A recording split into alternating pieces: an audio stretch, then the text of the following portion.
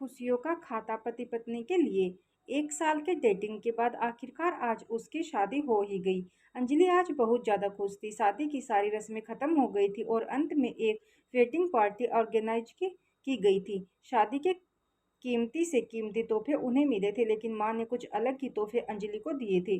माँ ने अंजलि को एक नई बैंक की पासबुक दी और कहा, बेटा, यह सेविंग अकाउंट मैंने तुम्हारे नाम पर खोला है और इसमें 1 लाख जमा कर दिए हैं। माँ ने आगे कहा, मेरी प्यारी बेटी, इस पासबुक को लो और इसे अपनी शादी की उन खूबसूरत यादों की तरह रखो जो तुम्हें जिंदगी भर याद रहेगी।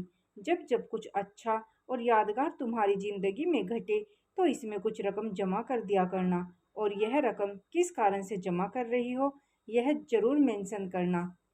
जितनी ज़्यादा खुशी का दिन होगा उतने ज़्यादा पैसे तुम इसमें जमा कर सकती हो।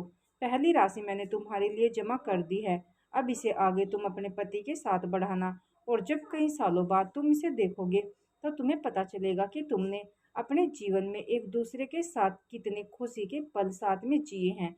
अंजलि ने बाद में यह बात अपने पति को भी बताई। दोनों को ही यह सुझाव बड़ा ही पसंद आया और अब वह दोनों ही उस वक्त का इंतजार करने लगे जब इस खाते में कुछ पैसे जमा करा पाए। जैसे जैसे समय बीतने लगा, साल बढ़ने लगे, दोनों में झगड़े होने लगे। छोटी छोटी बातों पर वे अक्सर एक दूसरे के साथ बहस करते, कभी कभी बिना बात के ही झगड़ा करने लगते। धीरे धीरे दोनों के बीच बातें बंद हो गई। वह दोनों ही अब अपनी शादी के फैसले पर पछताने लगे। दोनों को ही ऐसा लगने लगा कि उन्होंने दुनिया के सबसे घटिया इंसान से शादी की है। शायद उनके बीच का वह प्यार कहीं गुम हो गया था जो पहले था। एक दिन अंजलि ने अपनी माँ से बात की, माँ, अब हम साथ नहीं रह सकते। हम दोनों ने ही यह फैसला लिया है कि अब तलाक लेकर अलग हो जाएं। मुझे समझ में नहीं आ रहा है कि मैंने ऐसे इंसान के साथ शादी करने का फैसला कैसे लिया था। उसकी माँ ने कहा, बिल्कुल, इसमें कोई बड़ी बात नहीं है। तुम वही करो जो तुम्हारा दिल कहता है। अगर तुम दोनों ही साथ नहीं रहना चाहते तो अलग होने में ही भलाई है। लेकिन उससे पहले एक काम करो, तुम्हें वह पासबुक याद है जो मैंने तुम्हें तुम्हारी शादी के दिन दी थी? सबसे पहले उस खाते में जमा सारे पैसे निकालो और उन्हें खर्च कर डालो। तुम्हें ऐसी कमजोर शादी का कोई भी रिकॉर्ड नहीं रखना चाहिए। अंजलि अपनी माँ की बात से सहमत थी, इसीलिए वह वहां से सीधे बैंक चली गई और बैंक में लाइन लग गई ताकि उसे अकाउंट को बंद करवा सके। जब वह लाइन में खड़े होकर इंतजार कर रही थी, तब उसने एक नज़र उस पासबुक के अंदर लिखे रिकॉर्ड्स पर डाली। उसने पढ़ा और पढ़ती गई वह सारी खुशियां, आनंद के पल जो उसने अपने पति के साथ जिए थे, सब उसकी आंखों के सामने आ गए और उसकी आंखों से आंसू आ गए। वह तुरंत वहां से निकल अपने घर पहुंची। अंजलि ने घर पहुंचकर सबसे पहले वह पासबुक अपने पति के हाथों में रखी और बोली कि तलाक लेने से पहले इस खाते में जमा सारे पैसे खर्च कर दो और इस खाते को बंद कर दो।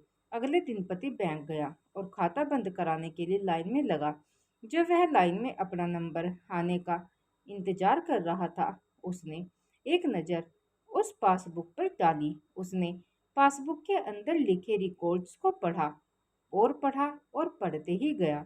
भूतकाल में अपनी पत्नी के संग जिए वह खुशियों के पल, वह सुंदर यादें, वह प्यार के पल उसके नज़रों के सामने किसी मूवी की तरह चलने लगे। थोड़ी देर बाद वह भी बैंक से निकला और सीधे घर पहुंचा।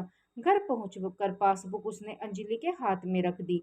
अंजलि ने जब उस पासबुक को खोलकर देखा, उसमें एक नई एंट्री 10 लाख की थी और उसके कारण के रूप में लिखा था, यह वह दिन है जब मुझे यह एहसास हुआ कि मैं तुमसे कितना प्यार करता हूँ, और यह भी कि तुमने मेरी जिंदगी में कितनी खुशियाँ लाई है। उन्होंने उस पासबुक को संभालकर तिजोरी में रख दिया। दोस्तों, जिंदगी में गिरना कोई बड़ी बात नहीं है। जब आप किसी भी कारण से गिरते हो तो आपको हमेशा कहाँ गिरे हो उससे ज़्यादा गिरने से पहले आप कहाँ थे वह याद रखना चाहिए। गलतियों को सुधार कर आगे बढ़ने का नाम ही तो जिंदगी है। दोस्तों, ये प्यारी सी कहानी आपको कैसी लगी प्लीज़ हमें ज़रूर बताइएगा और हमारे चैनल को सब्सक्राइब करके हमें सपोर्ट ज़रूर करते रहिएगा। धन्यवाद।